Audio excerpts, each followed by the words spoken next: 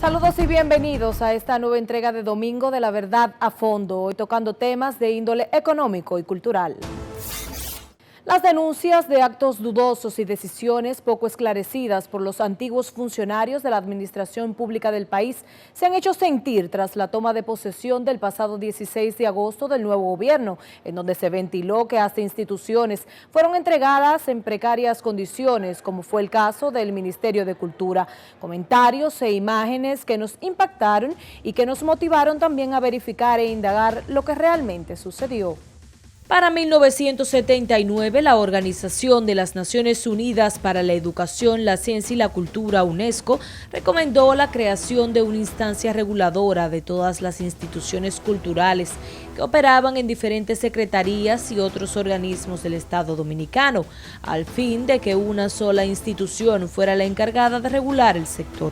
No fue hasta 1997 que mediante el decreto del Poder Ejecutivo número 82-97 se creó el Consejo Presidencial de Cultura, un espacio en donde se debatió por cerca de un año con artistas e intelectuales la posterior creación mediante la Ley 41-00 de fecha 28 de junio del 2000 del ya reconocido Ministerio de Cultura, que actualmente tiene asignado un presupuesto de 2.845.294.104 pesos.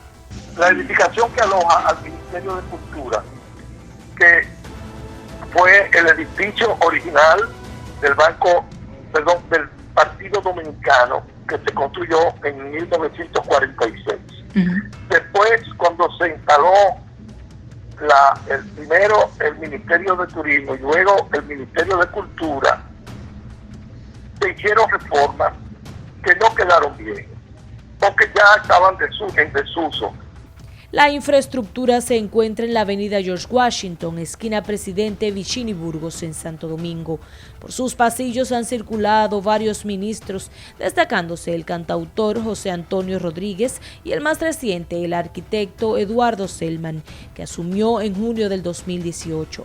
Con Selman se iniciaron una serie de licitaciones públicas, compras por comparaciones de precio y compras por debajo de los umbrales, para la remodelación de la sede de la entidad, que se realizaron de forma paulatina entre el 2018, 2019 y el 2020, como parte de un proyecto de 2 etapas que incluiría la intervención de áreas exteriores e intervención del lobby, recepción y pasillos, intervención de áreas de viceministros, kitchenette de la oficina del ministro, intervención de baños, comedor, cocina, terraza, mayordomía y servicios generales, así como ascensor, electricidad general, ventanas perimetrales, climatización general, ampliación de recursos humanos, mantenimiento en segundo nivel, incluido impermeabilizante y misceláneos.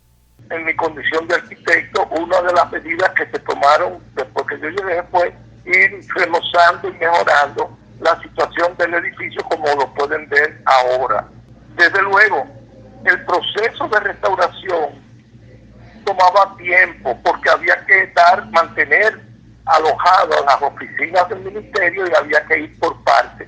Y es que ya con el cambio de mandos, la nueva ministra Carmen Heredia recibió la institución bajo circunstancias no óptimas, que llegó a comentar en los medios de comunicación, degenerando enfrentamientos con la gestión saliente, a la que atribuyen condiciones deplorables que quisimos comprobar.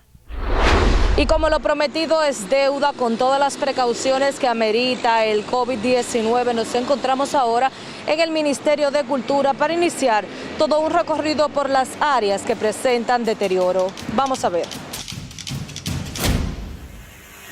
Tan solo a la entrada de este ministerio ya se podía observar a los empleados trabajando en una fachada principal que lucía limpia, pero asimismo se encontraban restaurando la infraestructura. Sin embargo, pese a la apariencia higiénica de esta parte frontal, el interior revelaba otro escenario, sobre todo en el auditorio renombrado por segunda ocasión Enriquillo Sánchez. No sé cuál era el criterio que tenían, pero la realidad es esta. Y es una realidad que tenemos que enfrentar. Este icónico auditorio incluso fue el escenario del recibimiento del discurso para el 1998-1999 del fenecido jefe del ejército cubano Fidel Castro. La ley se aplica también a aquellas propiedades de los vacacionistas. No obstante, en la actualidad se vislumbran las butacas desprendidas, con alfombras empolvadas, cajas con nuevo mobiliario, gomas nuevas de vehículos, latas con productos químicos posiblemente inflamables y hasta cucarachas. Un auditorio usado como un almacén debido a la carencia de uno propio en esta planta física. También el auditorio, que ya les restituimos su nombre, Enriquillo Sánchez, también está en las condiciones que ustedes vieran. Estamos tratando también de reconstruirlo de nuevo para que tenga el uso que merece tener un auditorio de esa categoría. Pero teníamos que ir muy lento porque era desalojando oficinas para acomodarlas en lo que se iba restaurando. Resulta que la parte del auditorio tuvimos que usarlo como almacén porque no había dónde hacerlo. Estábamos inclusive restaurando los almacenes, ampliándolos. Es aquí donde nos preguntamos, ¿era tan necesaria una remodelación en esta antigua infraestructura? Y la respuesta es sí. Durante nuestro recorrido se evidenció una amplia destrucción de áreas, así como filtración en los techos de este lugar representativo de la cultura dominicana.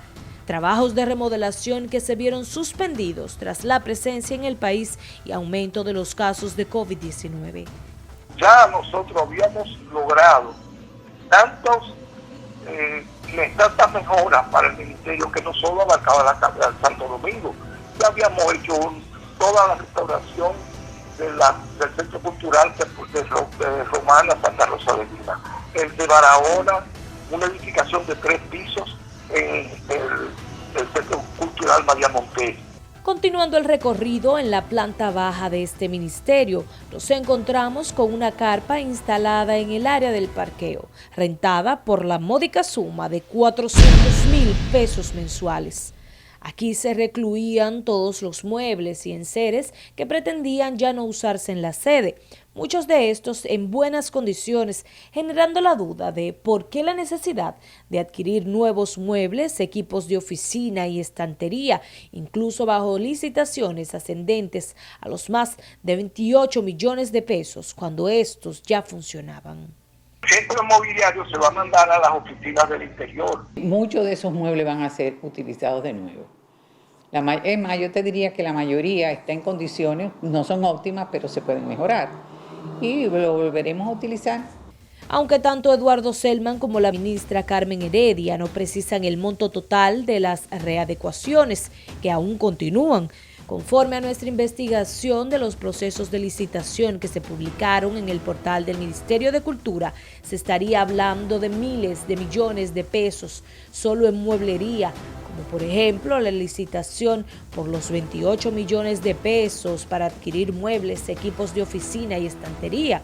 Asimismo, se realizó otra inversión millonaria en aires acondicionados generales y otros 9.486.000 pesos en paredes modulares, entre otros bienes y servicios.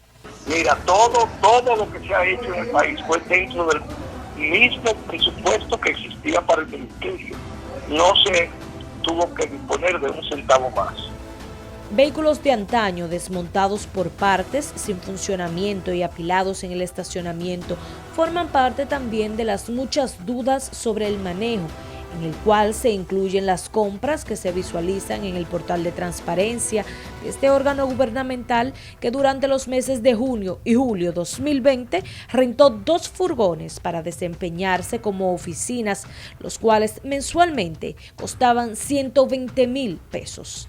El antiguo ministro explicó que se realizó este proceso debido a que los empleados no podían trabajar dentro de las áreas que se encontraban bajo remodelación. Sin embargo, ¿cuál era la necesidad de invertir de forma simultánea las oficinas? ¿Por qué no ir readecuando para evitar gastos innecesarios como el alquiler de estos furgones y de la millonaria carpa?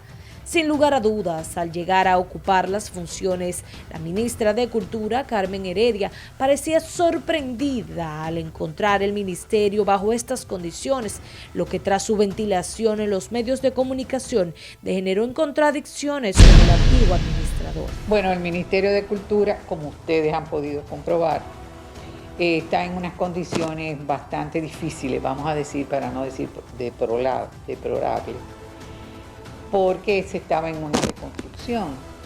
Entonces, pues hemos tenido que en estos primeros días tratar de avanzar para poder colocar a los empleados, porque ni siquiera teníamos la posibilidad de colocarlos en las diferentes oficinas.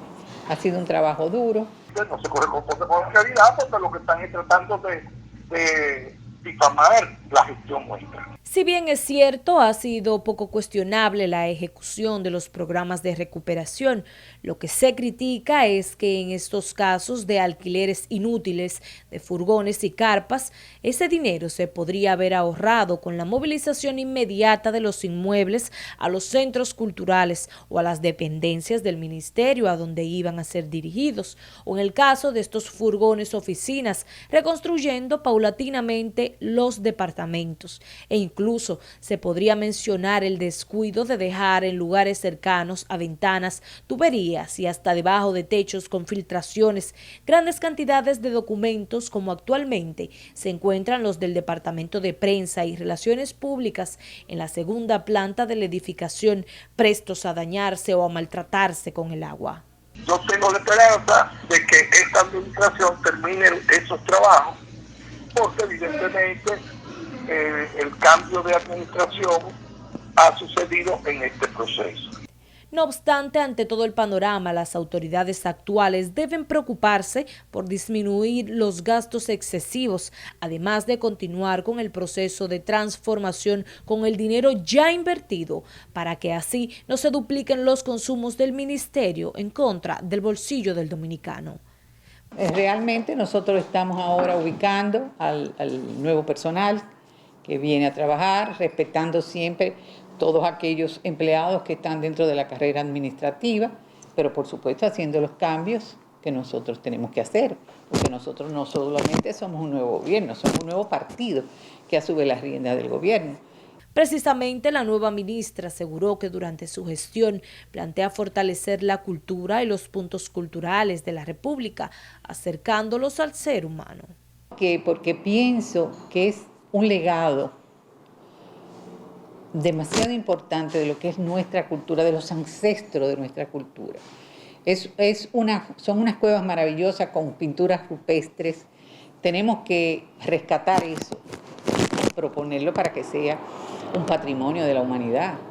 Entonces, por ahí comenzamos. ¿Qué te quiero decir con esto? Que nosotros queremos que la cultura sea todo. Antropológicamente, así se define la cultura. Todo lo que hace el hombre es cultura.